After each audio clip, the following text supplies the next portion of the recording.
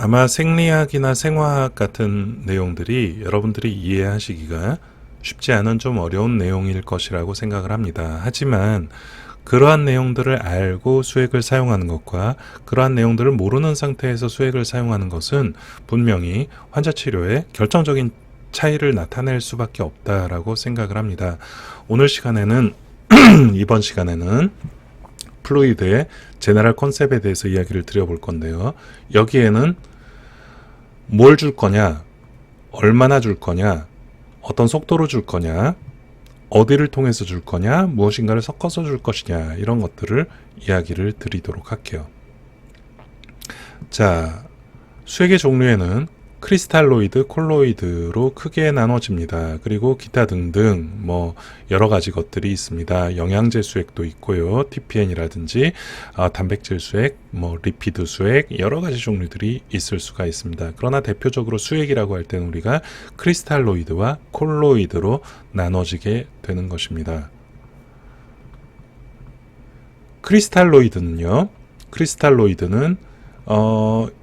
어떤 결정질이라고 생각을 하시면 되겠습니다. 물 안에 여러 가지 결정질들이 있는데요. 무엇이 있느냐에 따라서 DW, 덱스트로즈 워터, 하트만 솔루션, 노말 셀라인, 하트만 덱스트로즈 이런 것들이 바로 크리스탈로이드에 속하게 되겠습니다. 무슨 차이냐? 무엇을 섞었느냐의 차이. 5% DW는 덱스트로즈만 50g이 섞여 있습니다. 그래서 오스몰은 1g에 5. 결국은 250 오스몰이 되겠습니다. 우리 몸의 오스몰이 얼마인가요? 약 300 정도 됩니다.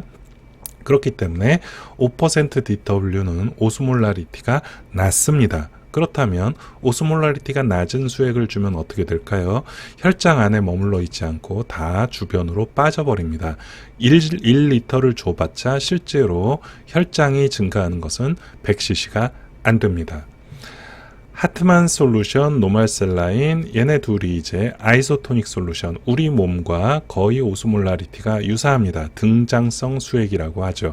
그렇기 때문에 얘네들은 줬을 때 1리터를 줬을 때 약 275, 약 3분의 1에서 4분의 1 정도가 혈장 안에 남아있게 됩니다. 조성 성분은 약간의 차이가 있고요. 하트만 덱스트로즈는 하트만 솔루션에 덱스트로즈가 50g이 더 섞여 있는 것입니다. 그렇기 때문에 여기서부터는 오스몰라리티가 높아요. 그렇기 때문에 실제로 혈장 안에 머물러 있는 것은 조금 더 많아질 수 있습니다. 콜로이드는요, 교질액이라고 합니다. 교질이 아니라 결정이 아니라 어떤 큰 분자량의 물질들이 물 안에 녹아 있다. 대표적으로 알부민이 있고요. FFP는 이제 피에서 혈장에서 일정 성분들을 이제 뽑아낸 것이고요. 헤타스타치, 덱스트란, 젤라틴 같은 경우에 고분자량을 만든 펜타스판, 덱스트란, 젤로퓨신 이런 것들이 고분자량의 물질들이 수액에 녹아 있기 때문에 그것이 이제 스타치라든지 덱스트란, 이제 젤라틴 같은 이제 조성된 성분들이 만들어진 성분들입니다. 그렇기 때문에 이런 고분자량의 물질들은 주변의 수분을 끌어와요. 그렇기 때문에 혈관 밖에 있는 수분을 혈관 안쪽으로 끌어당기는, 즉 혈장량을 급속도로 증가를 시키는 이런 작용들을 하게 된다. 특히 이제 알부민 같은 경우에는 100cc만 줘도 실제 IV 볼륨 증가량은 500cc가 넘는다. 그렇다면 이 작은 100cc의 알부민이 1리터짜리의 크리스탈로이드보다 실제로 혈장량은 더 많이 증가를 시키게 된다. 이것이 장점이 될 수도 있고 단점이 될 수도 있습니다. 혈장의 증가가 우리 몸에 좋은 영향만 미치는 것이 아니라 폐 부종이라든지 심장의 부담 같은 경우에는 당연히 이런 알부민 같은 수액이 훨씬 더 심하게 되겠지요. 자, 그래서 우리가 일반적으로 쇼크에 사용하는 아이소토닉, 즉 등장성 크리스탈로이드 용액들은 쇼크에 사용을 합니다. 그리고 아주 급한 상황에서 사용을 하게 됩니다. 그럼 노말 셀라인을 쓸 것이냐, 하트만을 쓸 것이냐, 특별히 어떤 것이 낫다라는 근거는 없습니다. 우리가 이제 이런 아이소토닉한 크리스탈로이드를 너무 많이 사용하게 된 경우에 뉴트로필이 증가를 하면서 염증 반응이 증가할 수 있고요. 아주 많은 하트만 솔루션을 줬을 때 락테이트가 포함되어 있다. 그렇기 때문에 락틱 애시도시스를 초래할 수 있다. 너무 많이 노말셀라인을 주게 되면 포타슘이 떨어지고 또 클로라이드가 너무 높기 때문에 메타볼릭 애시도시스를 강화시킬 수 있다. 이러한 단점들을 가지고 있습니다. 자, 두 개를 직접적으로 비교를 해보면 노말셀라인은 가장 일반적으로 사용을 합니다. 그리고 사용해서는 안 되는 컨트라인디케이션이 없습니다. 그리고 트랜스퓨전을 같이 다룰 수 있다라는 아주 큰 장점을 가지고 있습니다.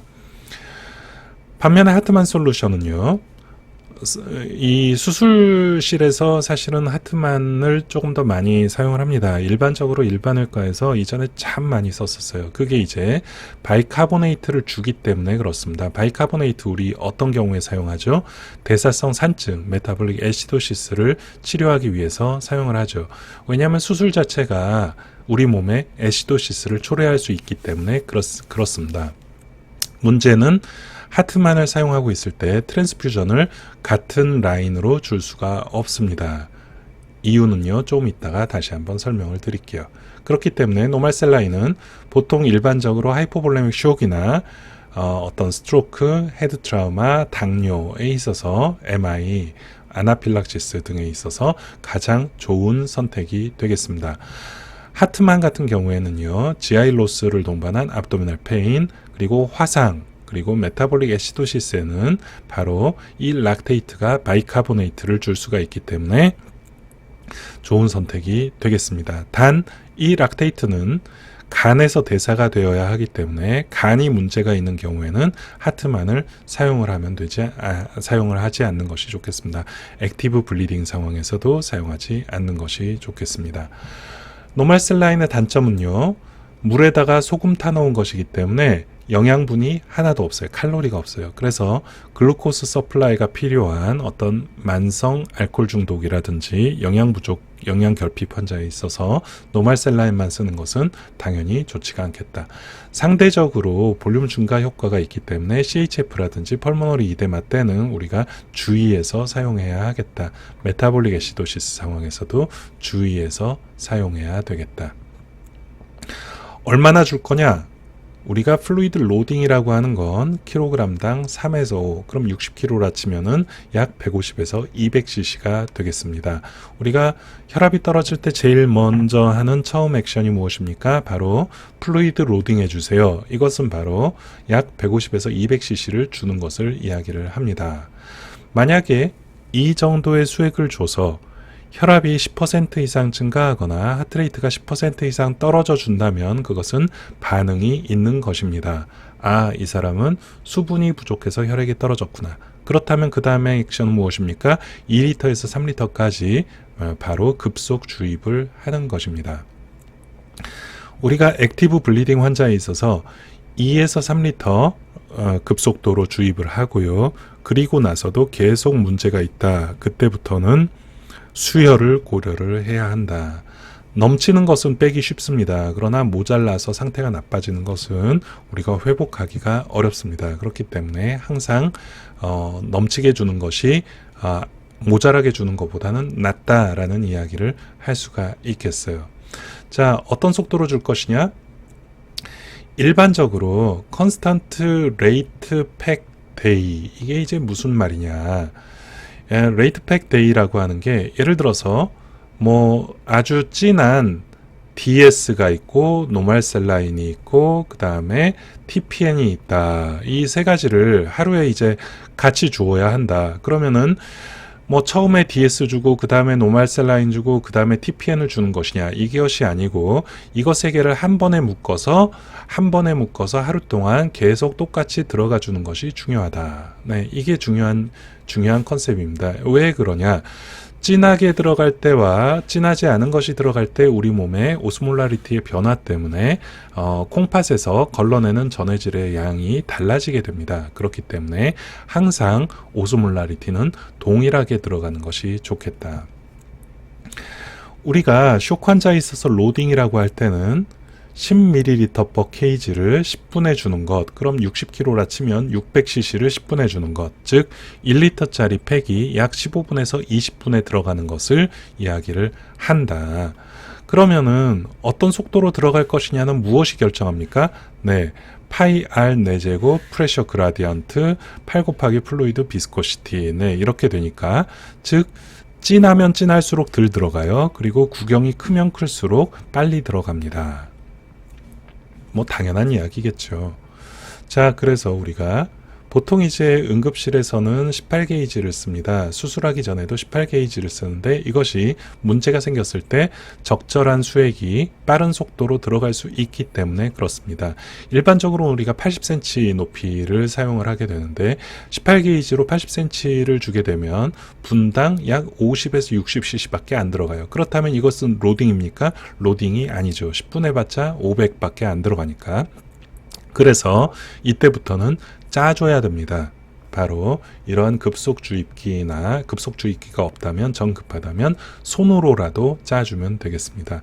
16게이지 이상을 쓰게 되면 굳이 우리가 짜주지 않아도 로딩을 할 수가 있습니다. 그러나 이제 16게이지나 14게이지는 우리나라에 들어와 있지 않습니다. 자, 어디로 주는 것이 가장 안전합니까? 네, 바로 이 안테브라키알 베인이라든지 뭐 베질릭 베인이나 세팔릭 베인까지 올라가기는 어렵지만 대부분 메디안 큐비탈 즉 팔꿈치 안쪽 그리고 안테브라키알 이쪽에 있는 혈관들을 우리가 가장 안전하게 큰 문제 없이 쉽게 피부와 가까운 곳에서 쓸 수 있는 베인들이라고 우리가 이야기를 합니다. 정 잡히지 않으면 팔마 아치에 있는 이런 슈퍼피셜 베인들을 사용하는데 이런 것들은 좀 터지기가 쉽고요. 예전에는 이제 컷다운이라고 해가지고 절개를 해서 여기다가 혈관을 넣는 이러한 술기들을 사용을 했었는데 요즘은 거의 사용하지 않고요.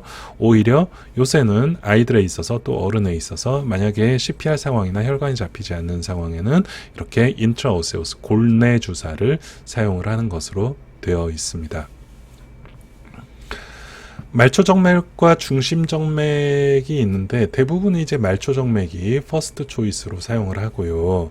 중심정맥 같은 경우에는 우리가 심장에 직접 작용하는 약을 주거나 아주 진한 어떤 TPN과 같은 이런 것들 또 CVP를 모니터링 해야 하는 상황에서는 중심정맥을 잡게 되는데 아마도 여러분들이 중심정맥을 잡아야 할 일은 거의 없을 거라고 봅니다.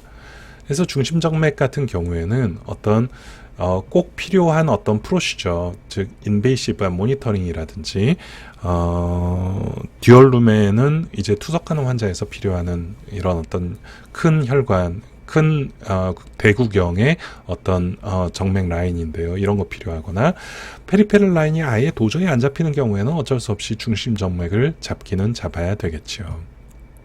그래서 서브클라비안이나 주굴라 또 피모랄을 통해서 우리가 중심 정맥을 잡게 되는데 아무래도 이제 서브클라비안이나 피모랄 같은 경우에는 감염이라든지 뉴모소락스 같은 합병증들이 생길 수도 있다.